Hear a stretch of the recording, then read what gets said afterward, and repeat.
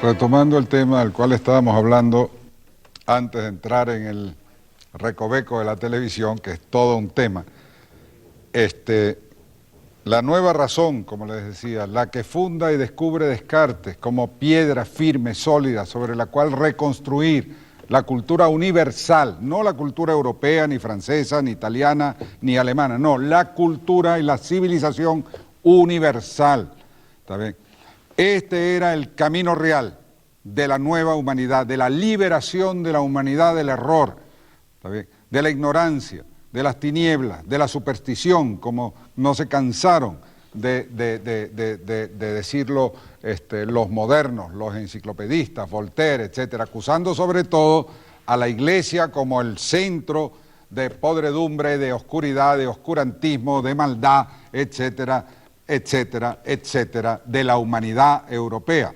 Pero en todo caso, esa nueva razón es la razón natural, es una razón que pertenece al hombre por su condición humana, no es una razón que deriva de una luz especial divina, ¿también?, sino de que, o por una dotación espiritual superior de una persona, el genio, el santo, el mártir, etcétera, el héroe. No, es la razón común y natural que todos poseemos, pero que no sabemos usar. ¿Está bien? Aquí está la gran cuestión de la razón, es el uso. ¿Está bien? El uso, la identificación de razón y utilidad, de razón y poder, de razón y eficiencia, de razón y dominio, de razón y efectividad. Ese es el karma, esa es la maldición, ¿está bien?, de la modernidad, pero eso todavía en ese momento no se veía. Lo atisbó genialmente el gran Pascal. Léanse los pensamientos de Pascal, un gigantesco hombre, ¿verdad? Cabalca sus tiempos, los trasciende a todo el siglo XVII y todo el siglo XVIII y todo, en el siglo XIX, el siglo XX. Yo diría que son los siglos donde el pensamiento de Pascal se hace verdaderamente capaz de ser comprendido, pero mire lo que ha tenido que pasar la humanidad para poder, en sufrimiento y en dolor, para poder acceder a lo que este hombre vio con una claridad transparente en su momento. Es la contraparte de Descartes, siendo él a su vez un gran matemático y un genio matemático. Bueno, en todo caso, esa razón natural es una razón que el hombre tiene perdida, que no comprende, que está infectada por sus inclinaciones, sus pasiones, sus circunstancias, su educación, su formación. La sociedad corrompe al hombre, decía Rousseau, ¿se acuerdan? El hombre natural es originariamente justo, bueno, fraterno, solidario, humano, inocente, sin culpa, etc. Entonces la razón o la naturaleza, también de la cual habla y hablará la modernidad, también es otra ficción. Está bien, es un mito en el fondo, es el mito de una naturaleza que es originariamente y absolutamente pura, perfecta y buena. Es la contraparte, el otro extremo de lo que Lutero había planteado, la naturaleza es podredumbre y maldad, no es así.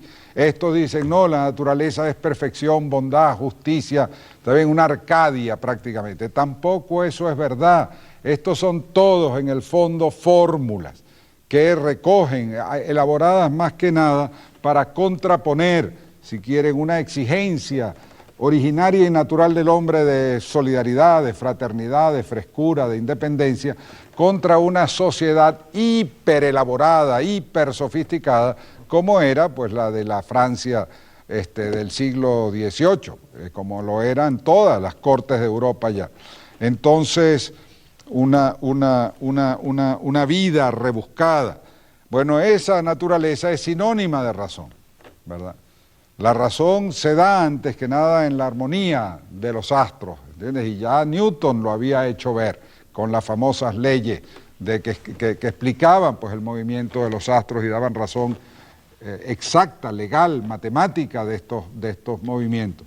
Entonces la Revolución Francesa se planteará, o la Ilustración, que será la matriz de la Revolución Francesa, planteará que lo que hay que hacer entonces es liberar a la naturaleza de ese peso de la tradición, de las creencias recibidas, de la sociedad organizada y estructurada, de la cultura convencional y transmitida, de todo esto. Y si liberamos a la naturaleza de ese peso, ella expresará y articulará también un nuevo hombre, una nueva libertad, un nuevo soplo, una verdadera y auténtica humanidad. Entonces de lo que se tratará será de desmontar el antiguo régimen, de desmontar todo lo que de algún modo entendemos que pueda pesar sobre la espontaneidad y la libre expresión del hombre. Entonces, en nombre de esto, por supuesto, se liquidará a la Europa del antiguo régimen. La Revolución Francesa lo hará, también lo hará a golpe no solamente de leyes y de constituciones, lo hará a través de la guillotina y devorará también a sus propios hijos porque no son o no cumplen de algún modo la fórmula pura, ¿está bien?, que afirmaban sus ideólogos, los ideólogos de estas posiciones, que ven en una fórmula, ¿saben?, el camino de la redención. Y ahí es donde está el drama, ¿saben?, porque en el fondo lo que se trata aquí es de la redención, ¿saben?, de la posesión absoluta, plena y perfecta del hombre y de la felicidad en este mundo, y con recursos humanos, ¿saben?, y sin depender de nadie, por virtud propia, innata, inmanente, interna a la historia e interna a la humanidad e interna a la naturaleza.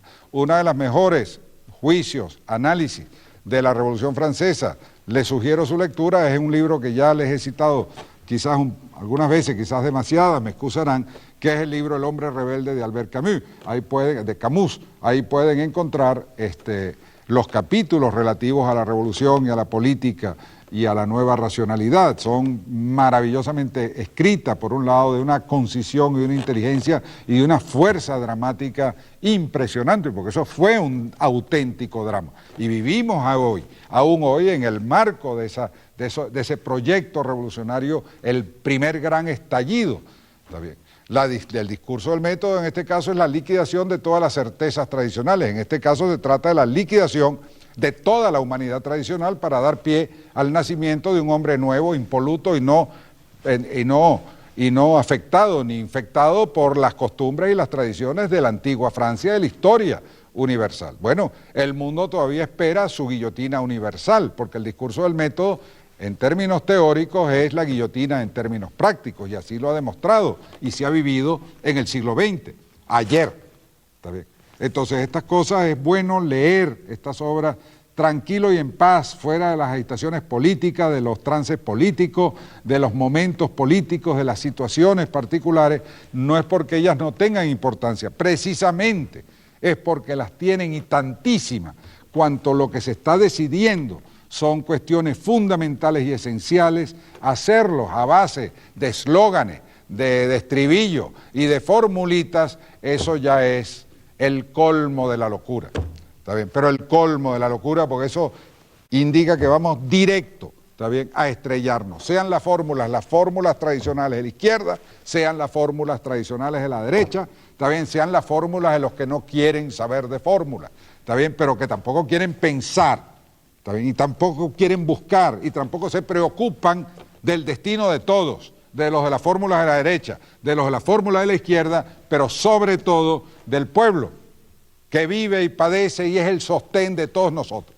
¿Está bien?, que estamos aquí, que hablamos en público. Él no tendrá ocasión de hablar en público, no lo necesita, quizá, ¿verdad? Nosotros, si no hablamos en público, a lo mejor nos sentimos frustrados, negados, ¿está bien?, relegados y sin importancia. Otra mentira también.